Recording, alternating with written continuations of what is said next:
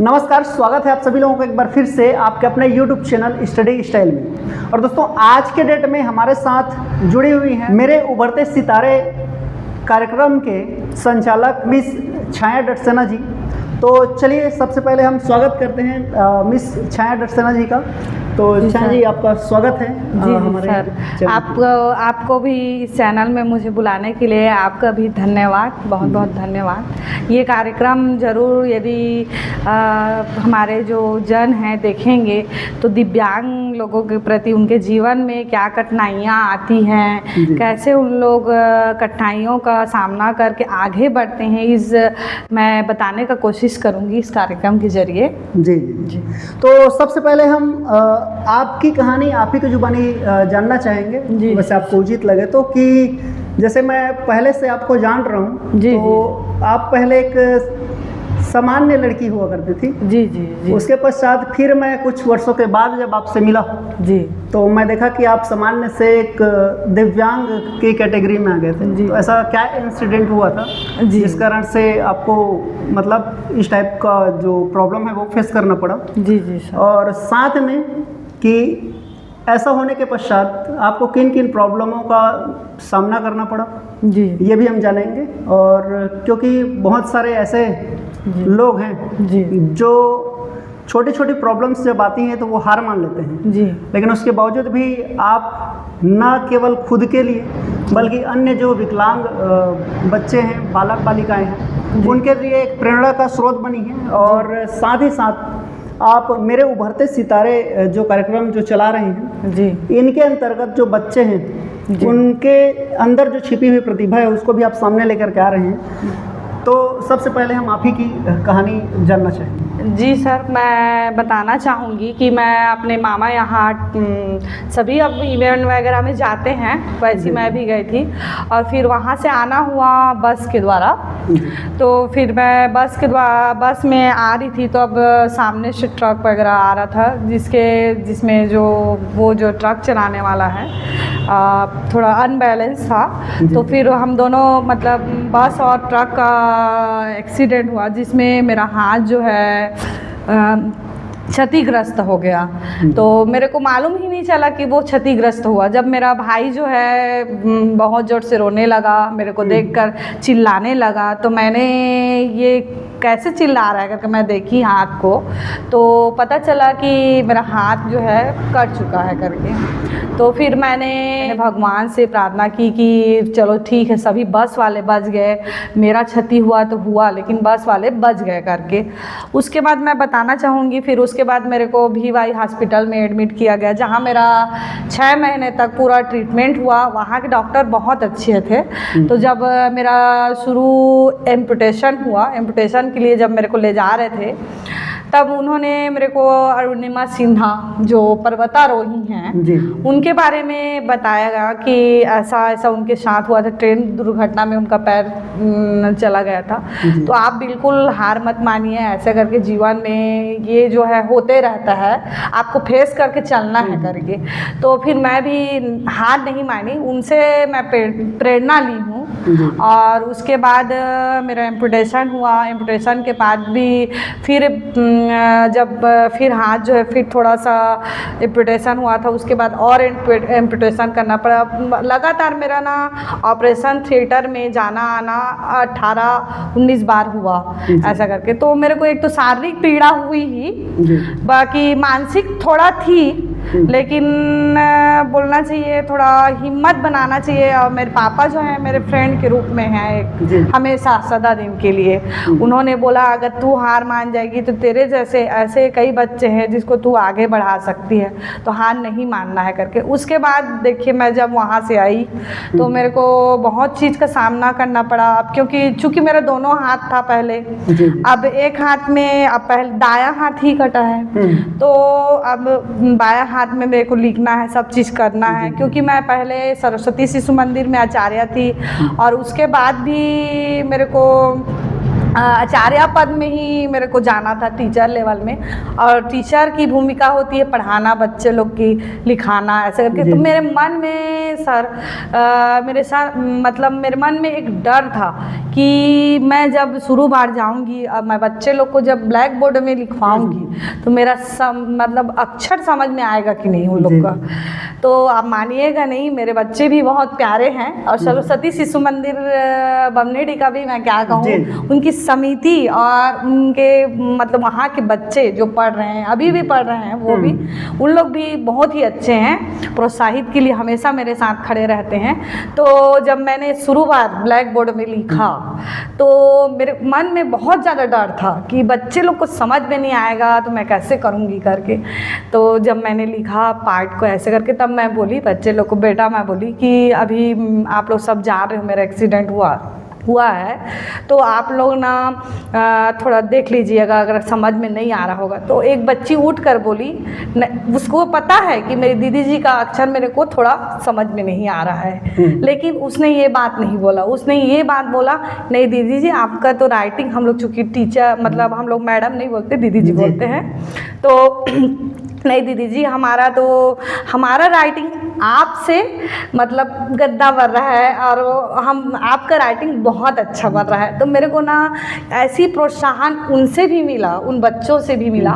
उसके बाद और भी मेरे जीवन में बहुत कठिनाइयाँ आई, अभी भी आती हैं थोड़ा बहुत, जैसे क्योंकि पुराने ज़माने के हमारे जो ख्यालात के हैं, वो तुम्हारे साथ ये क्या हो गया, तुम्हारा पुराना जन्म का कर्म होगा, ऐसे कुछ बोलते रहते हैं। लेकिन मैं इन सब को साइड रख कर अपना जो है अपना आगे बढ़ती हूँ मैं। तो ये सब चीज़ फेस करना पड़ता है दिव्यांगजनों को बहुत ज़्यादा। तो इस कार्यक्रम के माध्यम से मैं यही कहना चाहती हूँ कि ऐसा सोच ना रखें करके सर। वो कहा जाता है ना कि मन के हारे हार है और मन के जीते जीत। वही है, जो भी है दिव्यांगता है वो शारीरिक तक, शारीरिक सही, लेकिन सोच में नहीं होना चाहिए, मानसिकता में नहीं लाना चाहिए। जी।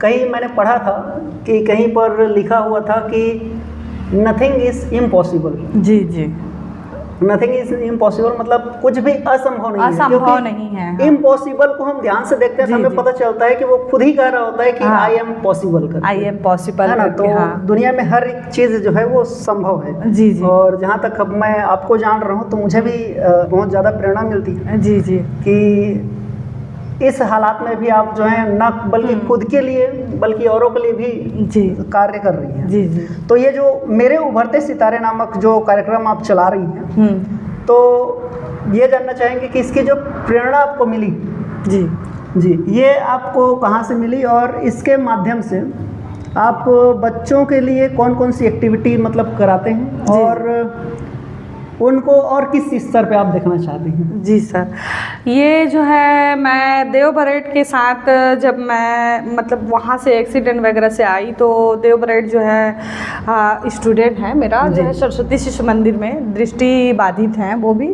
तो उनको मैं देखी जो पढ़ने में बहुत टैलेंटेड हैं, लेकिन जो उनका बोलना चाहिए उनको वो स्तर नहीं मिल पा रहा था। तो उनको मैं अपने घर बुलाती थी हमेशा पढ़ने वगैरह के लिए।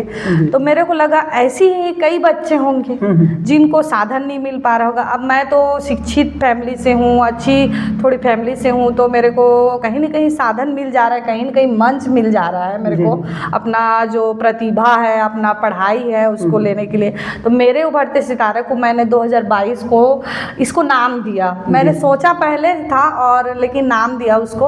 अब प्रेरणा जो है ये मेरे से भी, ये मेरे खुद से मिला मेरे को, क्योंकि दिव्यांगता के जो श्रेणी में आई तो मेरे को बहुत सारा चीज़ फेस करना पड़ा था। तो कहीं उन बच्चों को वो फेस ना करना पड़े जो मेरे को फेस करना पड़ा। तो ये देव परेड को मैंने उसमें पढ़ाया पहले। उसके बाद इस कार्यक्रम के जरिए हम लोग जो है जो बच्चे लोग जैसे किसी को नृत्य पसंद है तो नृत्य के जरिए उसके प्रतिभा को निखारते हैं। जी। गीत पसंद है तो गीत के जरिए शिक्षा भी मैं उनके घर घर जाकर देती हूँ। जैसे ब्रेल लिपि में हम लोग सुश्री हमारी जो कलेक्टर महोदया हैं ऋचा प्रकाश चौधरी, उनके द्वारा एक कार्यक्रम निकाला गया था, एक कदम और फाउंडेशन, उसके जरिए हम लोग एक हफ्ता ब्रेल लिपि का कोर्स किए थे। तो हम जो है थोड़ा बहुत बेसिक जो है हम लोग को आता है, नॉलेज जो है, तो उसको हम लोग प्रोवाइड करते हैं बच्चे लोग को जाकर।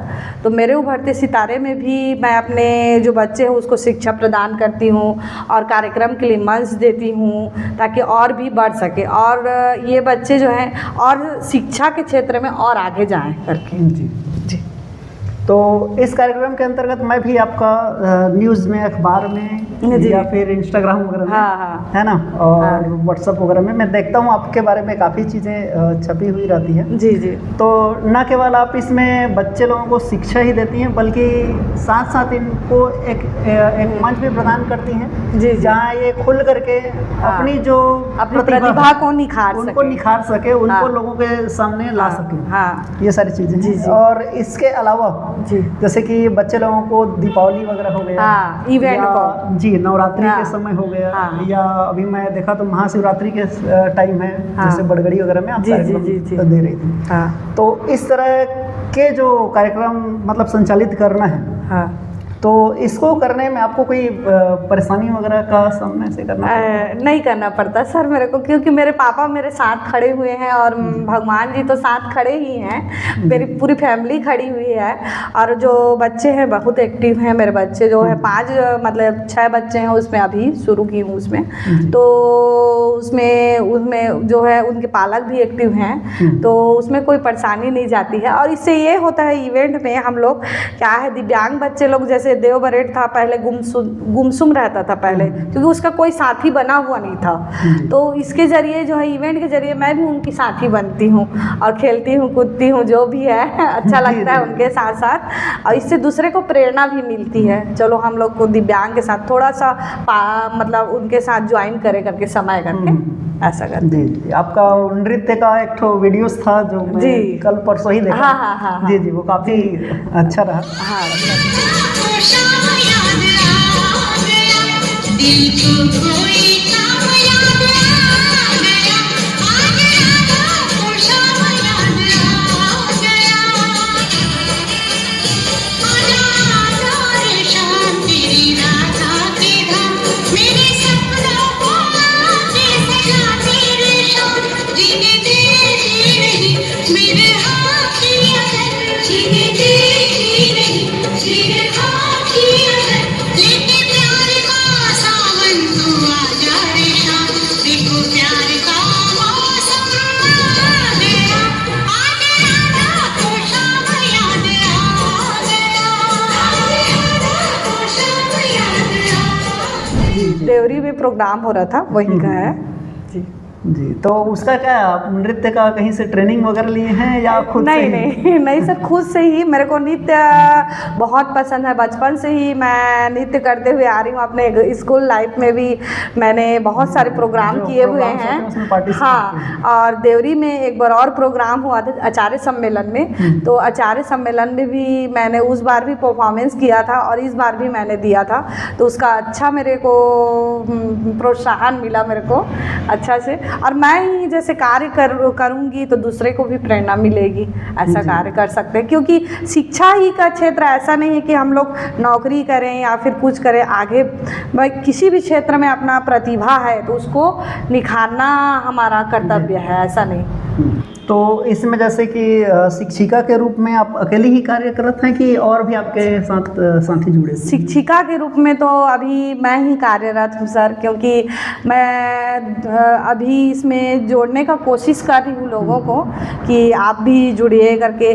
भले ही हम लोग इसके स्पेशल एजुकेटर नहीं हैं, बाकी आजकल ऐसे डिजिटल की दुनिया है कि हम अपने मोबाइल में भी देखकर इन लोग को थोड़ा बहुत बेसिक नॉलेज तो दे ही सकते हैं ऐसा करके। तो उसमें मैं थोड़ा मोबाइल में देखती हूँ और उनको बेसिक नॉलेज देती हूँ मैं। तो जैसे कि अभी हमारे हमारे ही बमरीडी ब्लॉक से अगर जी, मैं जी। कहूँ, हाँ। तो अगर ऐसे इच्छुक लोग हों जो पढ़े लिखे लोग हैं, जी, जी। जो सामने आकर के इनके साथ मतलब आपके साथ मिल करके इनके लिए कुछ काम करना चाहें, जी जी ठीक है, तो उनके लिए क्या कुछ ऐसा कुछ रास्ता है कि आपसे संपर्क करें और वे इस मुहिम में आपके साथ जुड़ सकें? जी सर, तो इस मुहिम में जुड़ने के लिए सर जैसे आपका कार्यक्रम ही है सबसे बड़ा तो मंच है, तो इसमें भी संपर्क कर सकते हैं उन लोग। इसीलिए बोल रहा हूँ आपको, जैसे हाँ, कि कुछ लोगों की हाँ, इच्छा हो कि हाँ, आगे आकर के जी, हम जी। लोग भी अगर तो आपके साथ जुड़ें। हाँ, संजय सर का ही मतलब चैनल है जिसमें आप लोग आप लोग जुड़ सकते हैं मेरे से, तो इसी के जरिए है। इसके पश्चात और हम जानना चाहेंगे कि ये जो कार्यक्रम आप चला रहे हैं जी। इसके अलावा और कौन कौन से ऐसे कार्यक्रम हैं जो आपके द्वारा संचालित की जा रही है या आप जिनसे जुड़े हुए हैं? जी जैसे कि अभी हमें पता चला कि सक्षम भारत जो जी, चल रहा है, जी, जी। उसमें भी हैं आप, तो जी जी हाँ जी, तो उसके बारे में कुछ बताइए। सक्षम जो है 21 प्रकार के दिव्यांगता के क्षेत्र में कार्य कर रहा है और उन लोग को बढ़ाने की कोशिश कर रहा है, और इसमें नेत्रदान है, आपका रक्तदान, ये भी इस कार्य में आता है, तो उसमें भी हूँ और एक कदम और फाउंडेशन में भी काम कर रही हूँ। जी, तो जैसे कि अभी आपने बताया कि सक्षम भारत जो कार्यक्रम है, जी इसमें लोग जो हैं वो आने वाली पीढ़ी या जो दिव्यांग बच्चे हैं उनके लिए अपना अंग जो है वो दान करते हैं। जी जी जी, जी। तो इसमें जैसे कि हमें पता चला है कि आप भी जी। जो है अपना अंग दान किए हैं, नेत्र दान किए हैं। जी जी जी जी, तो उसके लिए क्या प्रक्रिया रही और किस तरह से अगर और भी लोग करना चाहें तो कर सकते हैं? जी सर, इसमें जो है पहले तो अपना आत्मविश्वास बनाना है इसमें कि हमें नेत्रदान या फिर अंगदान करना है करके स्वयं को पहले आत्मविश्वास को एकदम बढ़ाना है। उसके बाद इसमें हमारे जो परिजन हैं उसका भी सहमति ज़रूरी है, क्योंकि वो भी हमारे लाइफ के बहुत माननीय सदस्य होते हैं। उसके बाद इसमें एक फॉर्म जो है जो सक्षम के जो सदस्य हैं वो आपके घर प्रोवाइड करने आएंगे कि इस फॉर्म को फिलअप करना रहता है। उसमें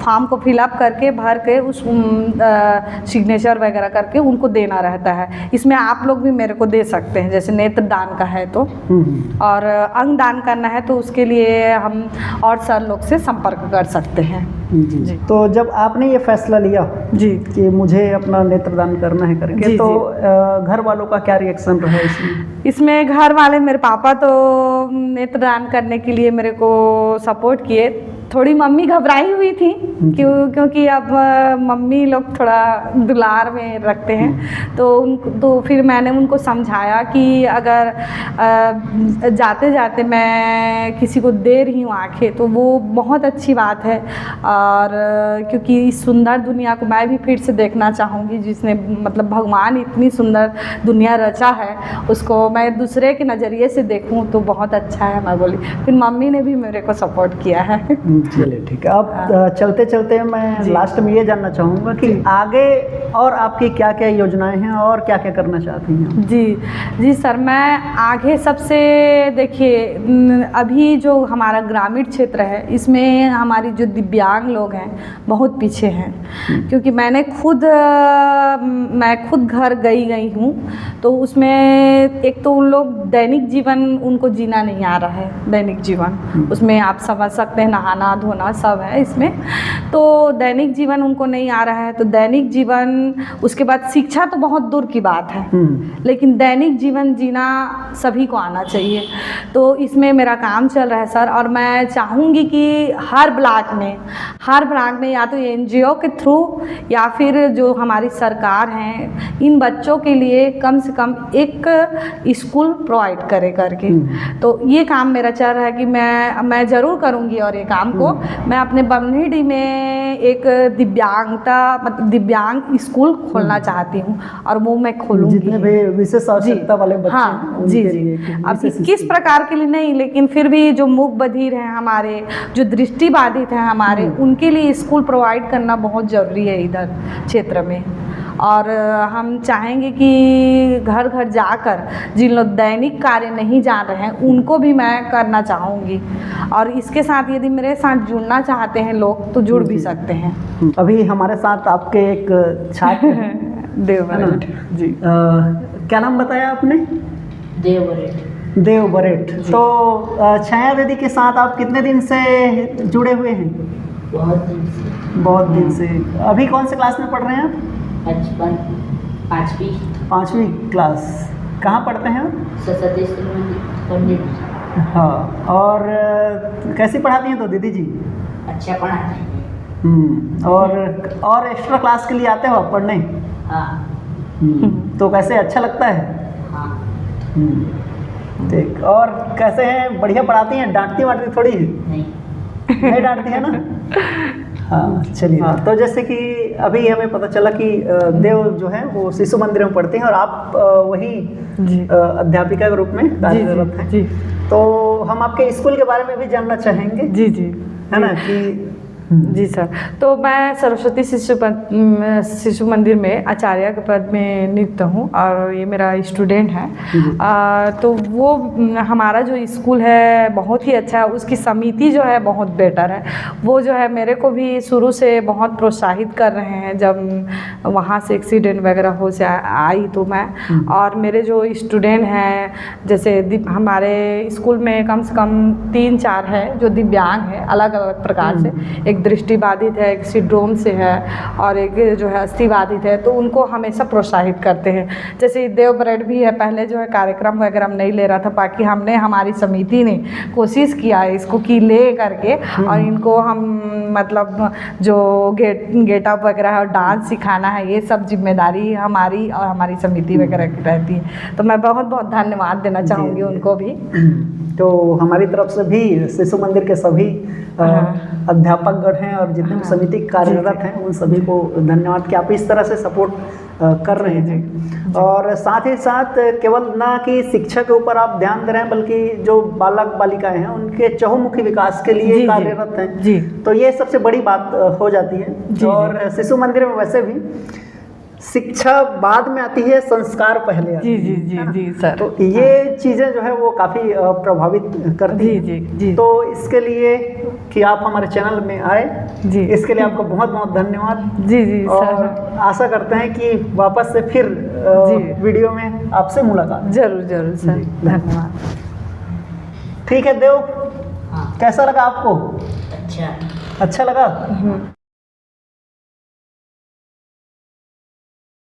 पहले तो मेरे प्रेरणा स्रोत तो मेरी फैमिली है और उसके बाद अगर कोई मेरी प्रेरणा स्रोत है तो जब शुरू में जब मैं बेड में थी एक्सीडेंट में, तो मेरे को जब डॉक्टर ने एम्पुटेशन के लिए बोला गया था तो अरुणिमा सिन्हा जी का उदाहरण दिया था।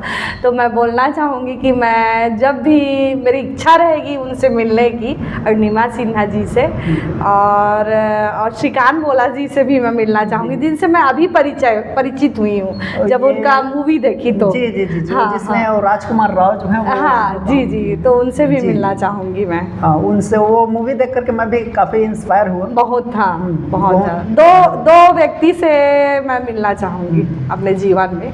जी, मुझे लगता है आप जरूर से मिलेंगे। और जी, अगर जी। ये लोग हैं जो उनके संपर्क में हैं और वीडियो अगर आप देख रहे हैं जी, तो मैं चाहूँगा कि ये वीडियो आप उनके तक जरूर से शेयर करें, अगर आपसे हो पा रहा है तो।